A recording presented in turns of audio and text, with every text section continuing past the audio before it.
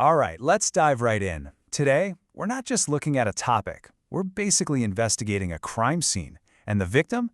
Well, you could say it's truth itself.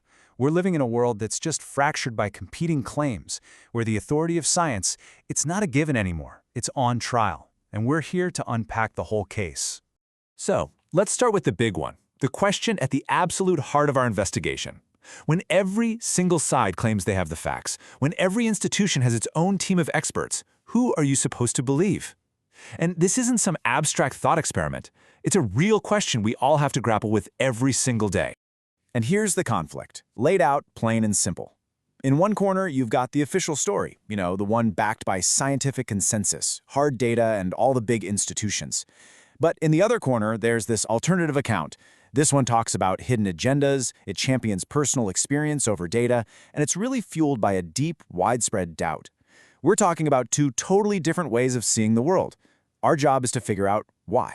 So, our investigation kicks off with our first group of witnesses, the scientific gatekeepers. These are the academics, the researchers, the big institutions that get to decide what counts as real knowledge. They're the ones drawing the lines in the sand. But the question is, how do they do it and why? Okay, here's our first major clue. It's this concept called boundary work. And what's fascinating here is that this isn't really just about being right or wrong. It's an ideological power move. It's about academics drawing a very clear line to separate what they call real science from everything else they label non-science. And make no mistake, it's a struggle. It's a fight to protect their authority, their power, and their resources. So how do these gatekeepers actually build their case? Well, they've got this three-pronged attack, a strategy of disqualification. First, they label any challenging ideas as bad science. They'll say it's full of confirmation bias, or that the claims can't be proven false. Second, they dismiss it as religious belief, basically saying, oh, that's just a matter of faith, not evidence. And then, the final blow. They warn that this stuff is a societal danger, that it's blurring the line between fact and fiction. Okay, so we've heard the prosecution's opening statement. Now it's time to hear from the defense. Let's listen to the testimony from the other side, the challengers, the skeptics, all the people who look at that official story and just say, you know what, I'm not so sure. And this right here shows you the incredible power of personal experience. Take Neil.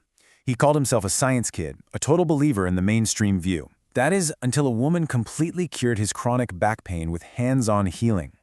Just that one single, unexplainable event, it shattered his entire scientific worldview. For Neil, and for so many others, it only takes one powerful personal experience to blow the door wide open to doubting everything they've been told. Now, the challenger's case isn't just built on stories like Neil's. They actually have a pretty structured critique of the scientific establishment, and it rests on three core arguments. So let's look at each piece of their testimony one by one. So, their first charge is that modern science has completely lost its way. That free spirit of inquiry it's always talking about, they say that's gone. And in its place is this rigid, materialistic dogma. If something can't be physically measured or observed in a lab, things like consciousness or healing energy, it's not even investigated. It's just dismissed out of hand. Argument number two is a straight-up accusation of corruption. The challengers are saying that scientific objectivity is basically a myth. Why? Because science costs a ton of money. They'll point to things like Big Pharma, which funds most of the clinical trials for its own drugs, and has been accused of burying negative results. The argument is simple. When there's that much profit on the line, scientific truth is up for sale. And all of this skepticism leads to this really profound shift in where people even look for truth. It's what some researchers are starting to call epistemology. Think of it as a radical turn inward. The idea is that truth isn't found in some lab or a textbook anymore. It's found in the self. Your own personal experiences, your feelings, your gut judgments, these are being elevated above any kind of institutional knowledge. In Julie's words here, they just perfectly capture the frustration that's fueling this whole epistemology movement. She talks about feeling completely dismissed by a nurse, like her own research and her own feelings meant nothing because she didn't have the medical degree. It's this feeling that a power elite, the credentialed experts, is systematically devaluing the knowledge of regular people, leaving them with nothing to trust but their own experience. So, we've heard testimony from both sides now, the gatekeepers and the challengers. So, our investigation has to turn to the evidence itself, the facts. But what if the crime scene has been contaminated? What if the evidence itself has been tampered with? And this right here is the challenger's most provocative claim. Facts aren't just out there in the world waiting to be discovered.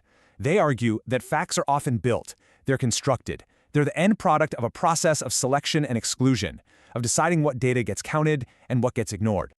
George's take on the research behind the sweetener aspartame is a perfect, if pretty cynical, example of this fact-building in action. He's describing a process where a company can just keep funding studies, throwing out the bad results, the 30 dead mice, until they finally get the good one they're looking for. And that final, curated result is then presented to the public as objective science. In the research world, this is actually a well-known issue called publication bias, where positive, industry-friendly studies have a much higher chance of ever seeing the light of day. And you see this suspicion playing out across all sorts of controversies. Take official inflation numbers. Skeptics argue that the government's official rate often leaves out volatile things like food and gas, the very things that hit our wallets the hardest. So by carefully choosing what to measure, the fact of inflation can be presented as this manageable little number, even while regular people feel like their costs are skyrocketing. The official data isn't seen as a lie, exactly, but as a carefully constructed story. Okay, so just when we think we've got the two sides of our case clearly marked out, the rational experts over here and the irrational skeptics over there, our investigation uncovers a stunning twist, something that connects these two warring groups in a way you would never, ever expect.